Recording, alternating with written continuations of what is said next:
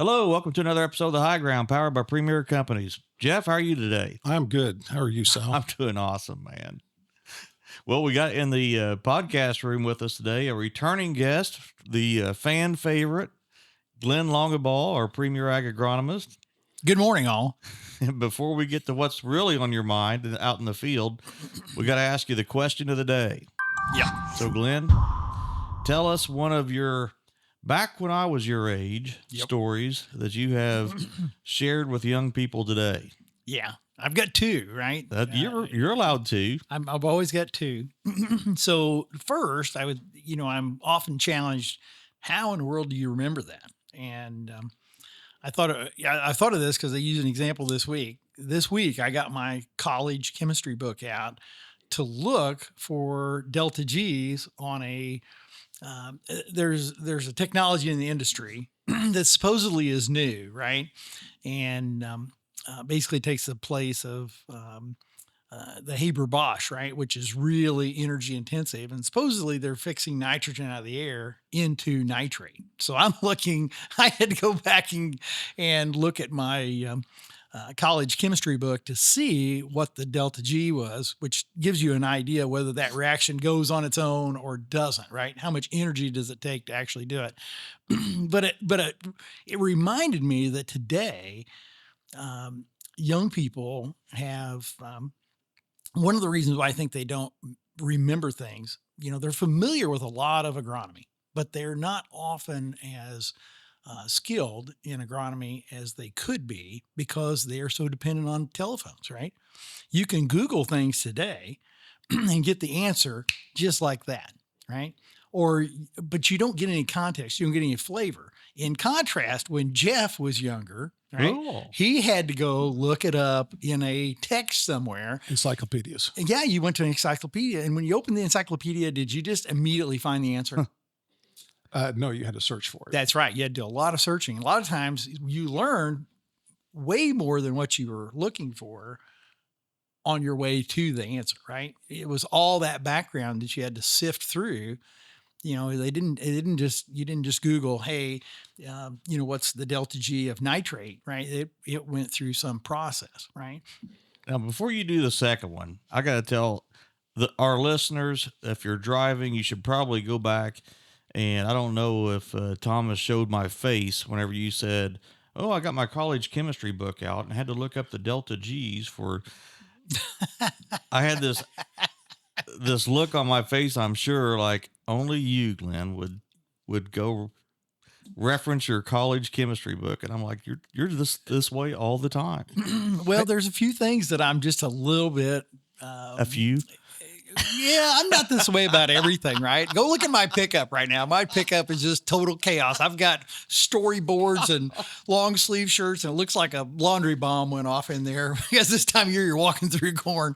But yeah, I might be a little bit retentive about certain when it comes to agronomy. But that would be one thing, right? Today I think we have trouble.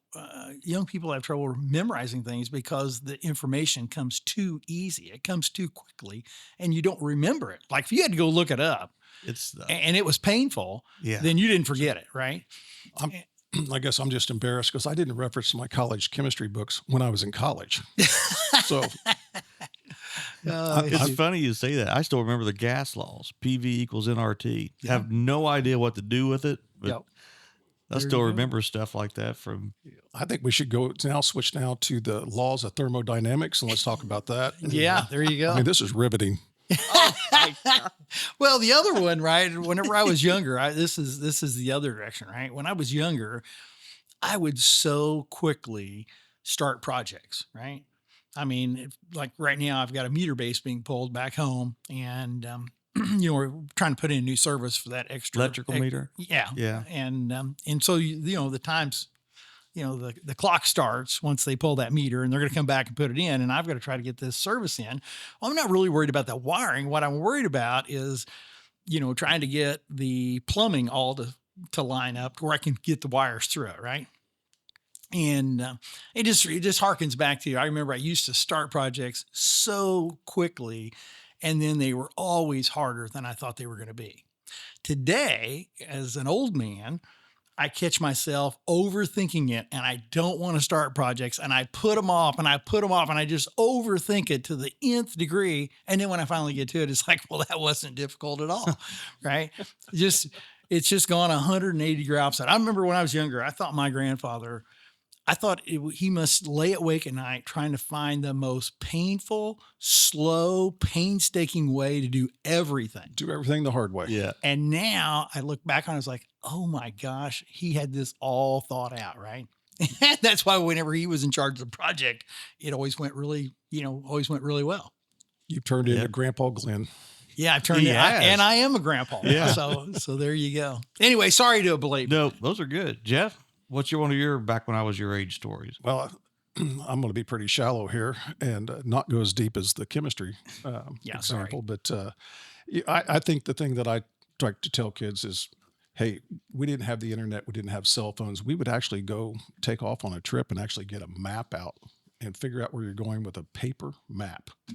And I knew how to fold them too. So yeah, there you go. And you had one of probably you were a chemical rep at one point. You probably had the county maps too, right? County maps, and then when I was a fertilizer rep traveling several states, I'd have the laminated state maps.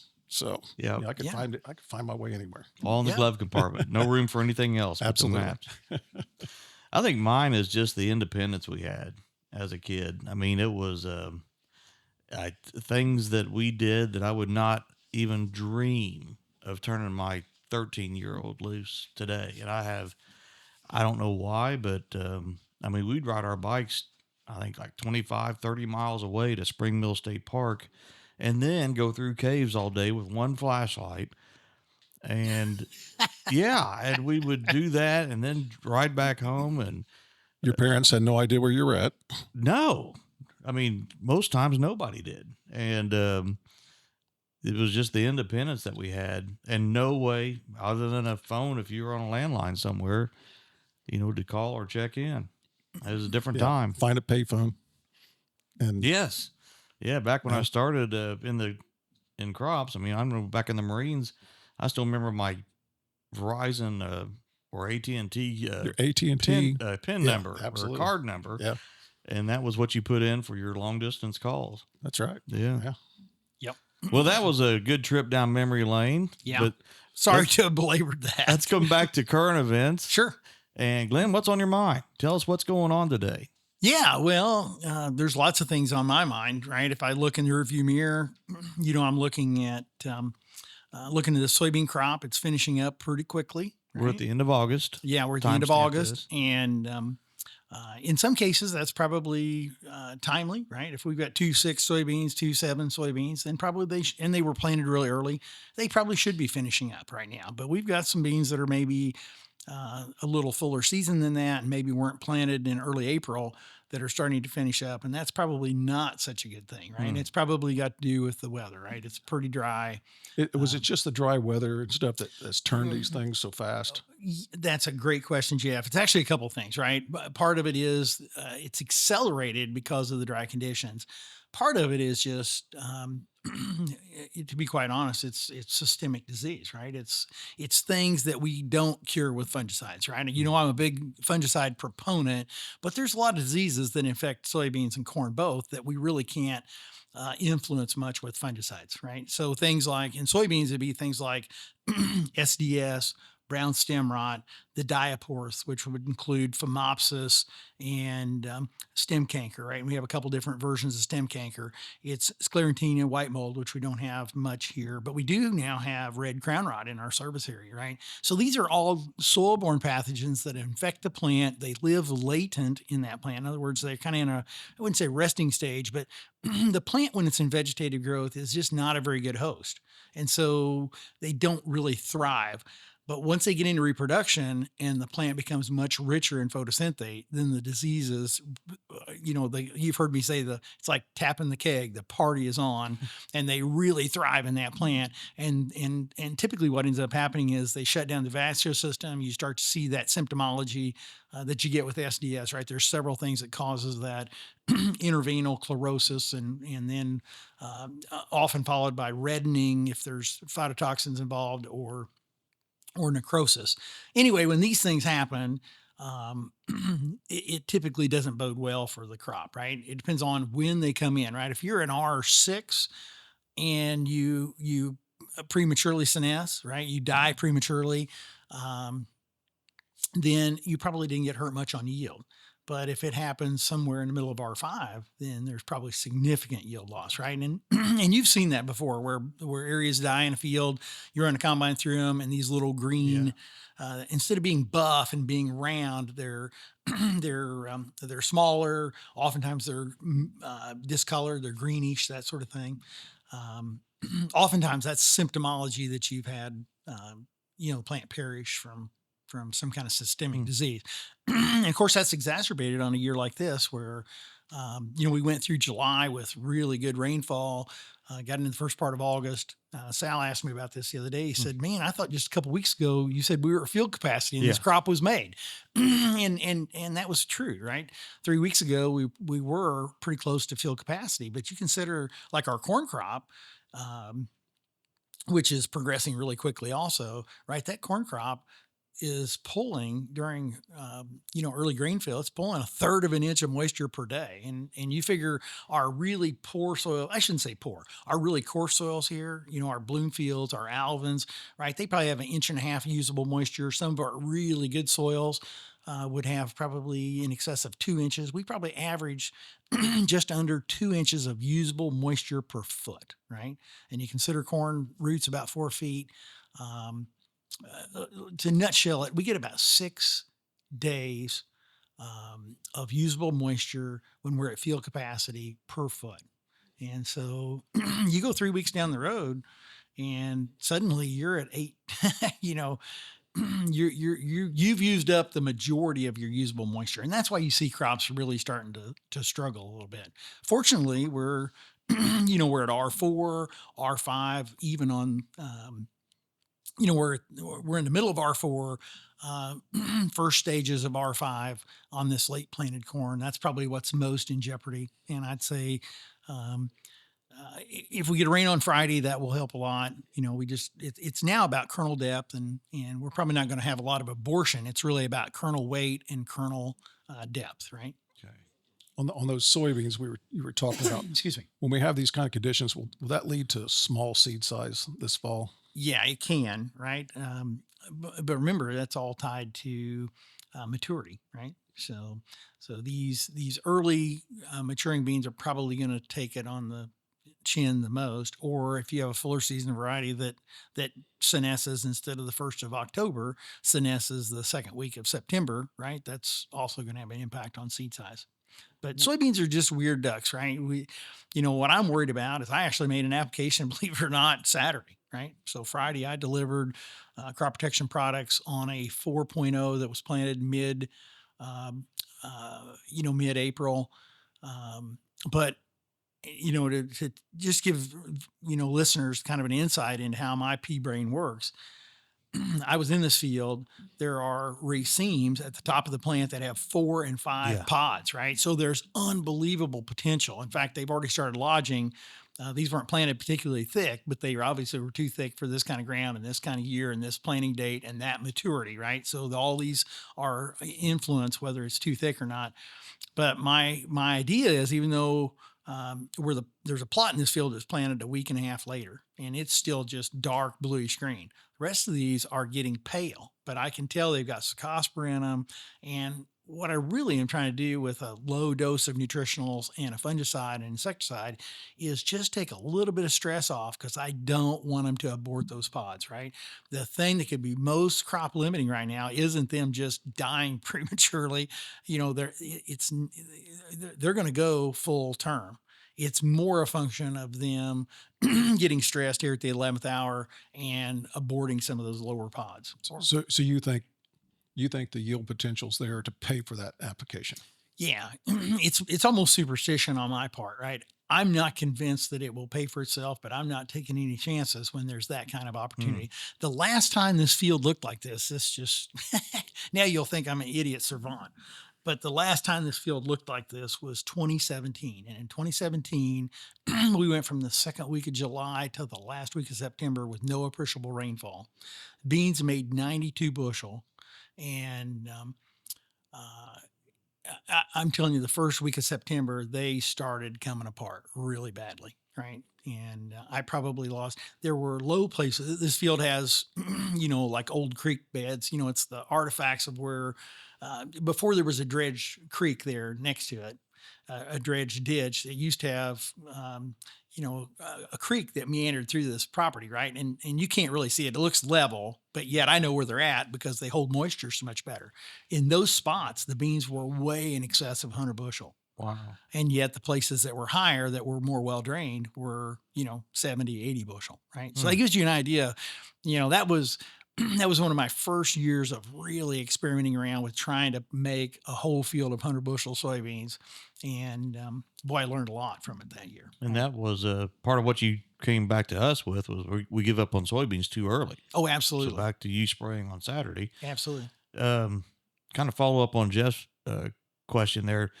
Now, if we had made some vegetative applications in the soybeans with fungicides, would those look better? Would that take some of the stress off? Because that's what you're spraying for now is try to take the stress off. Yeah, so these had we don't normally make vegetative applications on soybeans. We make vegetative applications in That's corn. true. I mean, On soybeans, typically we try to do it at if you're going to make multiple passes, I try to make the first one sometime in R2, and I make it. I use that pretty subjectively because phenology on soybeans is a little goofy, right?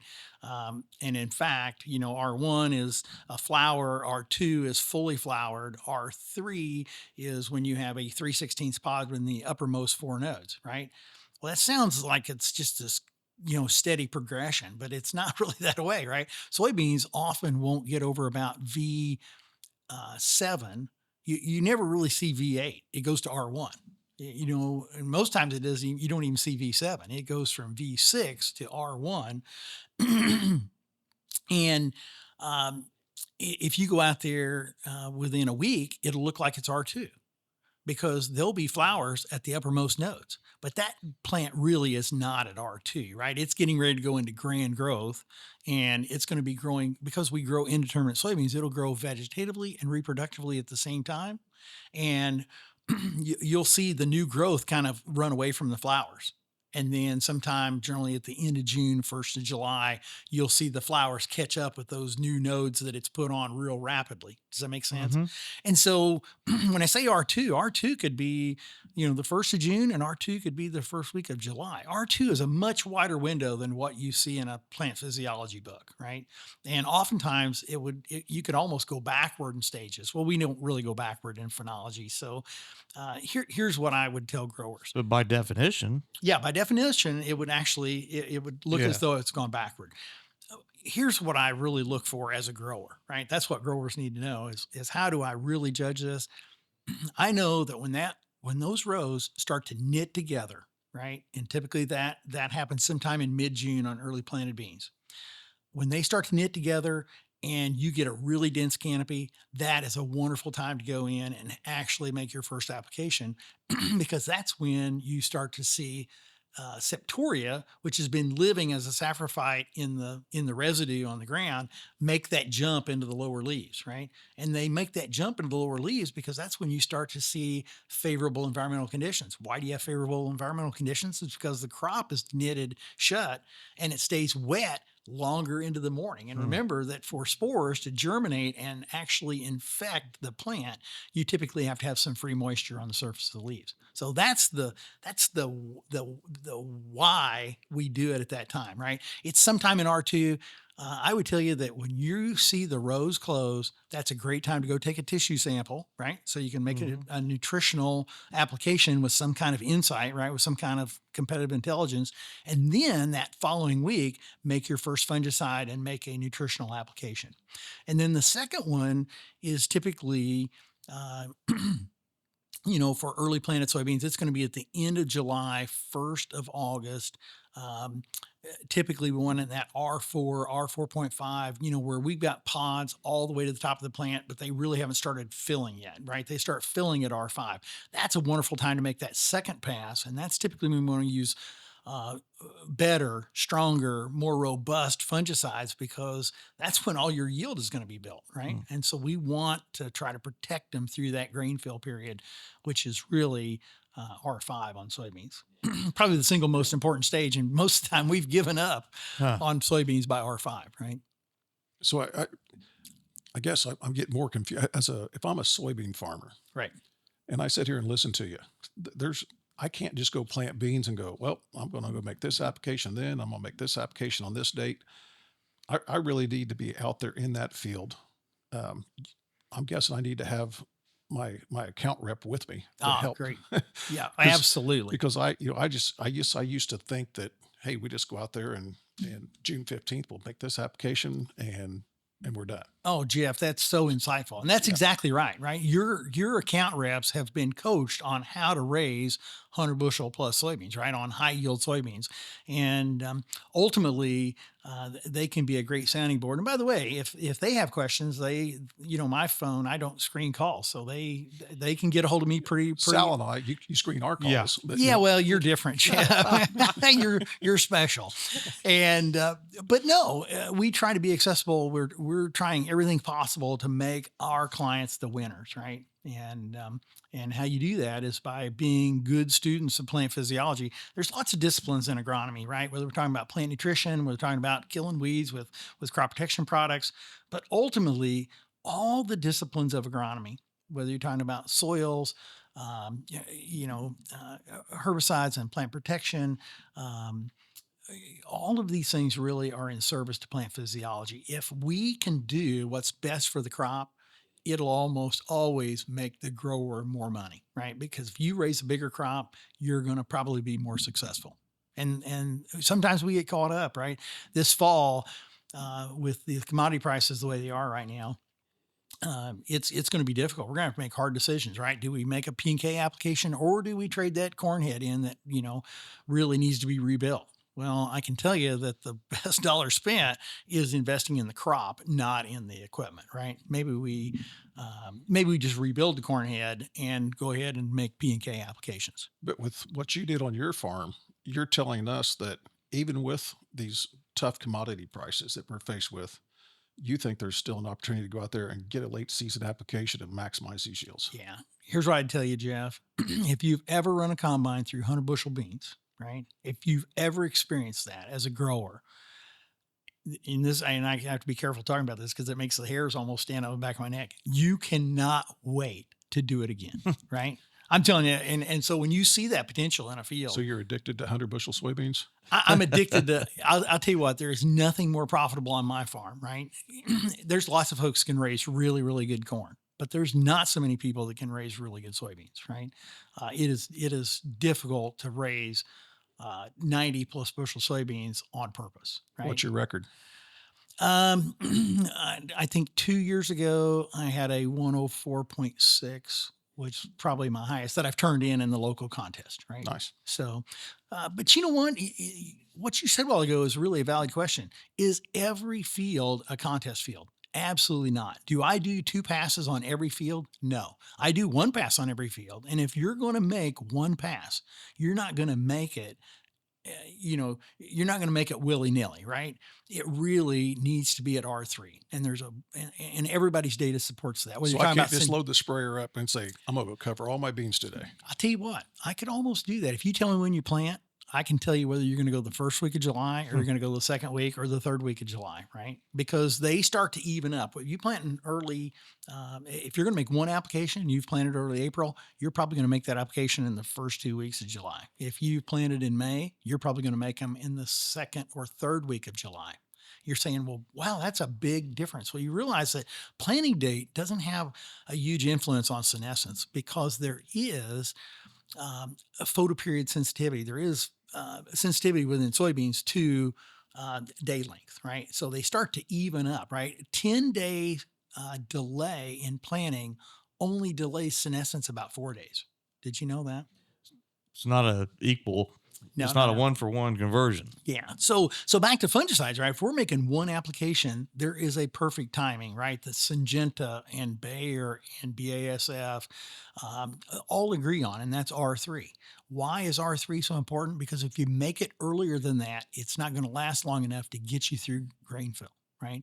It's not gonna protect you deep into that really vulnerable time when you have the cercosporas like cercospora leaf blight and frog-eyed leaf spot, right? It's not going to protect you into that. So if you make it too early, you lose late season protection.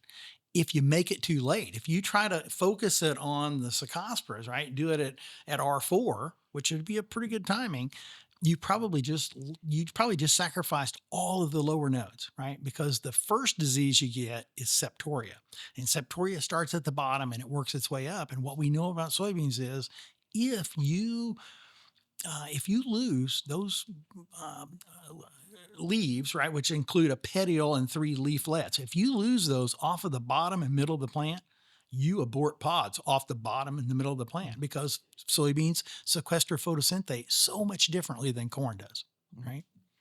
And so, talking about fungicides and, we've talked a lot about soybeans.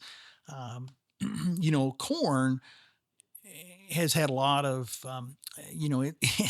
it's had a pretty rough road to hoe this year, right?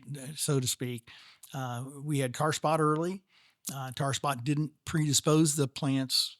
It we had the initial infection pretty early, and then the subsequent infections have not been terrible, right? It looks like most of the crop is going to survive. Certainly, the early planted corn is out of the woods, right? It's so close to physiological maturity. In fact, I saw some corn being shelled yesterday. But a lot of this early planted corn is full dent or beyond. We're within, 2 weeks, a week to 2 weeks of physiological maturity, and there's literally no peril there. This late planted corn uh, is now at a position where it may or may not be in jeopardy. Looking at the weather forecast, right, as dry as we are, I probably would not make a fungicide application. If I was a half milk line or better, I would not make a fungicide application. Um, a week and a half ago, under irrigation, with a third milk line, we did recommend making fungicide applications. So our story really hasn't changed, right? If you look at the way we have recommended, and by the way, I've come to this from lots of sources, right? I used to work for Syngenta, and they saw the value of V stage applications followed by an R stage application. I then went to work for Winfield, which had a similar philosophy, but it wasn't until Winfield started doing it wasn't the corn fungicide products, it wasn't the CFP trials, it was what we called the FAT trials, the fungicide by adjuvant by timing. And that's when it really became clear to me when Kyle Pearson, some of you know Kyle, right? He's the crew chief for the answer plot in Indiana. And he and I went out and took ratings on these trials every 2 weeks. And that's when it really became, um, you know, that's when I really became conscious of, hey, there is really an order to this, and there's an ideal time, and that ideal time is to make a late vegetative application sometime during grain growth, clean up the plant, right? Clean up the corn, and then instead of making an R1 application, what you'll notice is at R1, when that plant starts silking, right, it goes to VT to R1. VT is when the tassel exerts. R1 is when the silks start to exert. When those silks exert, if you go out and look, if you made a grain growth application, that plant is absolutely spotless. So there's no necessity to get out there in a big hurry at that time, because you're only going to ensure that second half of a plant's life, which is another 60 to 65 days, you're probably going to run out, right? So if we, the beauty of making a grain growth application, right? V8 through about V10, V12, the beauty of that is it almost always affords you to delay that R1 pass into an R2.5, R3. And if you make an R2.5, R3 application, the likelihood that southern rust or tar spot, either one, these are the two biggest culprits for killing off corn in Indiana prematurely, you almost completely eliminate those, right? And so, I mean, there's data out there that might, you look at Darcy's data out of Purdue. Darcy has to plant late to encourage tar spot, because you can't study tar spot if you don't have tar spot. one of the beauties of the answer plot system, right? You don't hear me often tout. I don't work for Winfield anymore. But one of the beauties of the answer plot system is that it's over such a wide geography. And some data that came out of the answer plot system last year that is something that growers can really hang on to, right? Is out of all the plots that Winfield has across the country, there were only two that had what I would consider a really high incidence of tar spot. Right. So out of all those, Wow. 160 some odd plots, there were only two that had a really severe infestation of tar spot. And what we learned was that it was, again, these two applications, one during late grain growth, followed by a R2, R2.5, R3 application that gave the highest level of control. Right.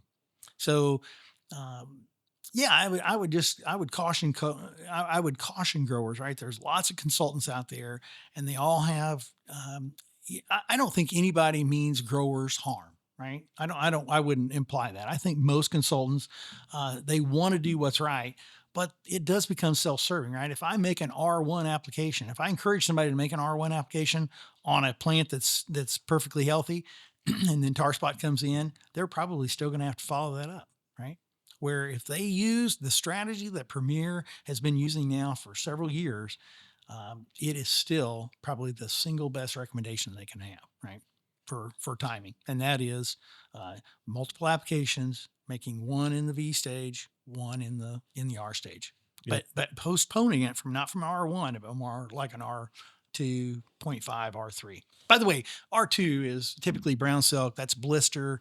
R1 is silking, R2 is blister, R3 is milk, right? And if we can delay it till milk, right now you're 3 weeks in, you're only about, you're only 35 days or so to physiological maturity. So if you can protect it with a top tier, not to physiological maturity, but you're only about 30 days away from it being in a position where it can't be killed off prematurely and hurt you on yield.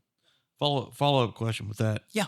So, and you said this, and I've seen it this year. If we follow your recommendation, which is the right one, and you do go in there and it is clean, Yep. the temptation is to wait to scout and to wait. Okay, Right. it's clean.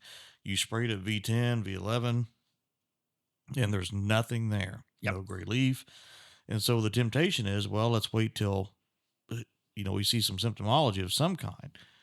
Is that is that asking for trouble? With the absolutely. Yes. Absolutely. Right. That is absolutely correct, right? When I say we want to delay it from R1 into an R2.5, that's a relatively short window, right? You're talking 10 to 14 days. And during that time, it is true, they could set up, an infection could set up housekeeping. But when we make an application with multiple modes of action, whether that's a triazole and a strobilurin, and oftentimes we'll use something that even has an SDHI in there. Carboxamide chemistries that would be the family that some folks use. Anyway, if we delay it, then we do leave a small window where you could have infection, but typically you're going to get a curative in there and probably head off that hyphae, that mycelium. Remember, it's the volume of infection too, right? Plants they're just not very good hosts for disease until they get into reproduction. So at R1, they can be, there's no question they can be infected. But in the case of tar spots, you got a couple week, 3 week latent period. In the case of southern rust, you've got a much shorter window. But, typically the fungicides we're using are pretty broad spectrum, right? By the way, it's not really hard. You think like,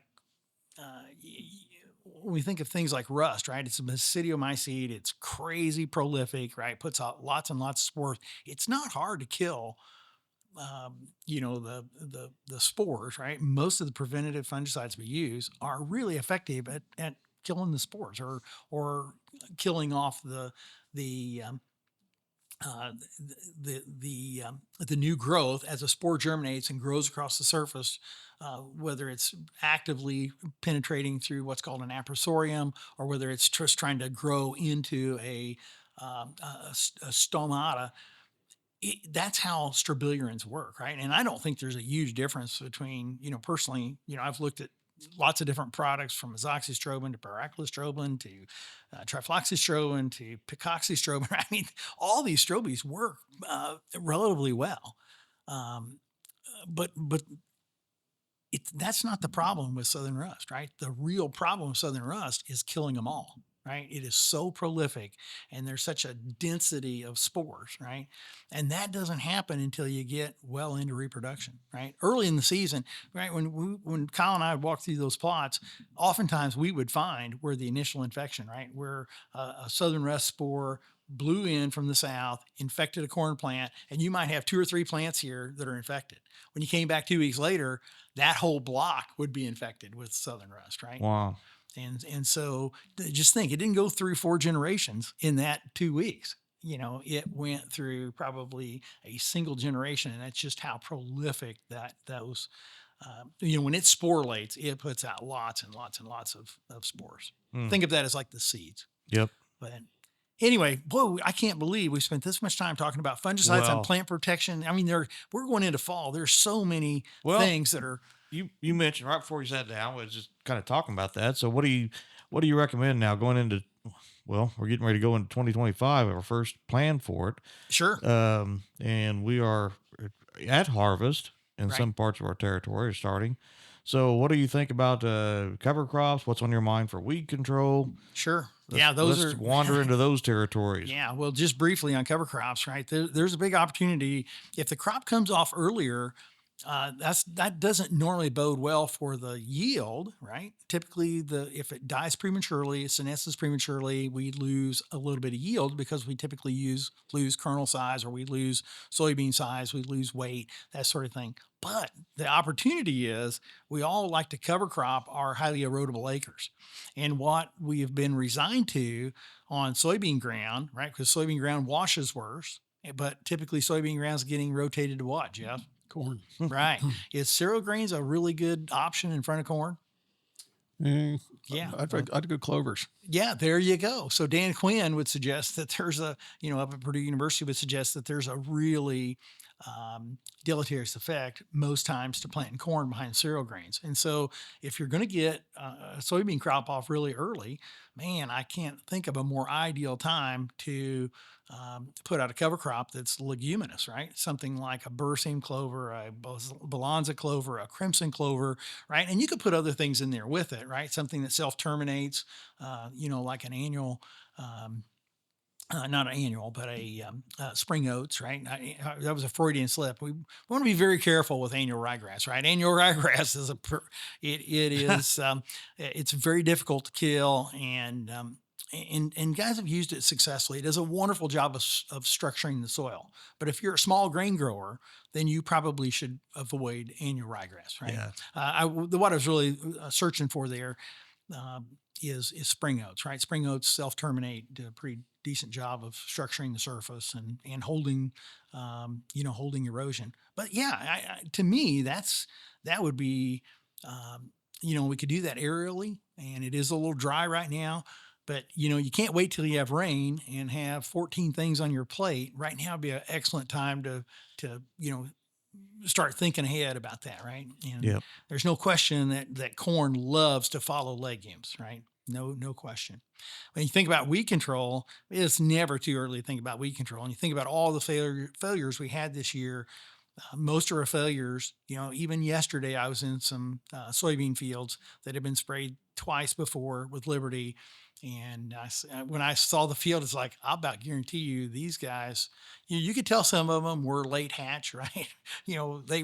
They had come from a seed, but not the majority. The majority of them, we got out there and pulled them up. You saw a dead top in them, as a stem that we burned it off and looked like we'd killed it. But the real culprit is it had never been killed the first time, right? So how do you get around that? Well, if you got flat ground, hadn't been tilled in a while, there's nothing wrong with doing primary tillage and setting the stage to do, one pass spring tillage, or maybe even just stale seed bedding, right? That's a great way to bury some of that seed and keep it from being, such a mess in the spring. The other thing is to use fall burn downs, right? I used that last year. I've got a lot of highly erodible acres myself, but I do have a couple farms that are flat and level, and just use something as simple as Valor last fall. And man, the mare's tail and a lot of the winter annuals were just almost non-existent until we got into April, right? Mm. So, we have a lot of folks that use just Roundup 2,4-D. I'd probably caution you on that. We are overusing 2,4-D, and we're so dependent on the Enlist system now that probably we should be using benzoic acid, dicamba, right? We ought to be probably using, if we're going to do fall burn down with a group 4, it probably ought to be dicamba as opposed to 2,4-D. But yeah, I mean, there's, whether we're talking about, fall fertilizer, I suspect.